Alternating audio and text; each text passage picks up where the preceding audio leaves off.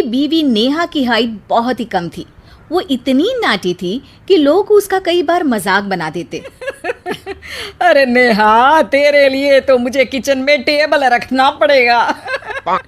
माँ जी, इतनी भी नाटी नहीं हूँ मैं, और हाँ, हिल्स पहनकर तो बिल्कुल आपके बराबर आ जाती हूँ। अरे तेरे पापा ने महंगी कार का लालच दे दिया, वरना तो मेरे बेटे के लिए लंबी लाइन लगी थी। क्या बताऊं तुझे, कटरीना फैल थी उनके सामने। पर माँ जी, मयंक भी तो हाइट में कौन सा अभिषेक बच्चन की तरह है जो कटरीना मिल जाती। वैसे भी मेरी और इनकी जोड़ी तो राम सीता की जोड़ी है, राम सीता की।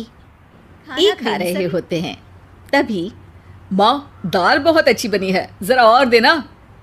रुको जी, मैं लेकर आती हूँ, किचन में है, वैसे भी मैं खड़ी ही हूँ। ये सुनकर सास हंसने लगती है। खड़ी हो या बैठी, एक जैसी लगती हो।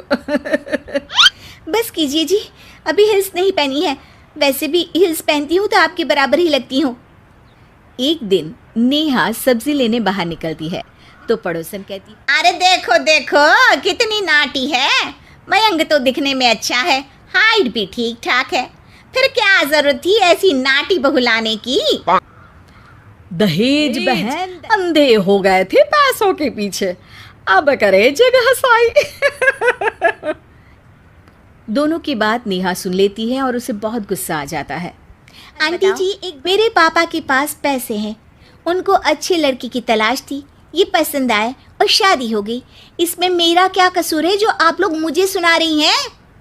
अरे नहीं नहीं नेहा, हम तो तेरी सास की बात कर रहे थे कि कितनी लालची। और देखिए, वो लालची नहीं है, हाँ, उनकी कुछ शौक है जो वो अपने बेटे से पूरा करवाना चाहती है। और देखा जाए तो उसमें उनकी गलती भी क्या है भला। अगर इन्होंने मुझसे शादी की है तो ज़रूर कुछ न कुछ तो अच्छाई नज़र आई होगी ना। और अब ना तो मैं आपकी बहू हूँ और ना ही आपके रिश्तेदारों को मुझसे मिलना है। फिर ये बात समझ नहीं आई कि आप इतना परेशान क्यों हो रही हैं। ये बोलकर नेहा वहाँ से निकल जाती है। नेहा, तैयार हो जाओ, हम लोगों को एक पार्टी में जाना है। नेहा तैयार होकर पार्टी में जाती है, जहाँ मयंक का दोस्त उससे कहता है, अरे मयंक, तू लकी है यार, तेरी बीवी की हाइट इतनी कम है कि तुझे बच्चे की ज़रूरत ही नहीं है, भाभी ही बच्ची जैसी है। और मयंक, मेरी बीवी इतनी कम हाइट की वजह से बाहर ही ना निकलूं, कहीं फुदक कर चली गई तो लेने के देने पड़ जाएंगे। सभी नेहा पर हंसने लगते हैं। तभी पार्टी की जगह पर आग लग जाती है। भागो यहाँ से, जल्दी करो, निकलो यहाँ से। अरे लेकिन बाहर के दरवाजे पर ही आग है, अब कैसे बाहर निकलेंगे? कोई रास्ता भी नहीं है। अरे रास्ता है ना, अगर कोई इस खिड़की से बाहर निकलकर अगर सामने के दरवाजे में आग को बुझा दे तो सब निकल सकते हैं। तभी नेहा उस छोटे से निकलकर आग को बुझा देती है। अरे वाह, भाभी जी ने तो आज हम सबको बचा लिया। वाह भाई वाह, बीवी हो तो ऐसी, अपने पति ही नहीं बल्कि की जान बचा ली है इसने। भाई मयंक, माफ कर देना, तेरी बीवी तो सच में कमाल है। मुझे ये बात पता है और मुझे मेरी बीवी पर गर्व है। नेहा मुस्कुराकर अपने पति की तरफ देखती है। जब नेहा और उसकी सास मार्केट जाती है, वहां पर, अरे भैया, ये कपड़ा तो देना, कितने का पड़ेगा?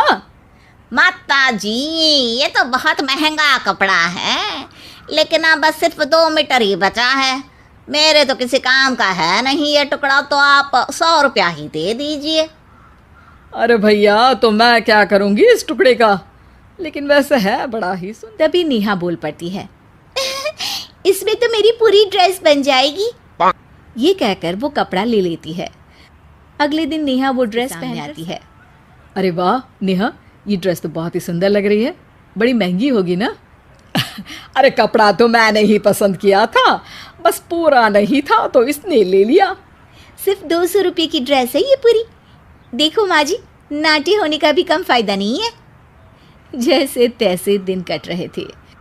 सास और पड़ोसियों के मजाक बनाने का सिलसिला चल ही रहा था कि एक जोर जोर से आवाज आती है, अरे मैं मर गई, भगवान मैं क्या करूं? अरे क्या हुआ? देखते हैं तो सभी एक हॉल के सामने भीड़ लगाकर खड़े हैं। गड्ढे में गिर गया है। पड़ोसन जोर जोर से रोने लगती है कि तभी वहां नेहा आ जाती है। रोइए मत, मैं प्रिंस को लेकर आती हूँ। ये बोलकर नेहा गड्ढे में घुसकर बच्ची को बाहर ले आती है। अब क्या था, एक बार फिर नेहा के लिए पूरा मोहल्ला तालियां बजाता है। मुझे माफ कर दो नेहा, मैंने तुम्हारी हाइट का कितना मजाक उड़ाया था। कोई बात नहीं मौसी, प्रिंस ठीक है, ये बात है। अब वो दिन आता है जब सास नेहा की तारीफ करती है। वाह बहू वाह, तेरी तारीफें सुन सुनकर तो मैं खुश हो गई। आज तो तूने ये साबित कर दिया कि समाज में रंग रूप और लंबाई चौड़ाई से नहीं बल्कि साहस और हौसले से काबिल कहलाता है। मुझे माफ़ कर देना बेटा।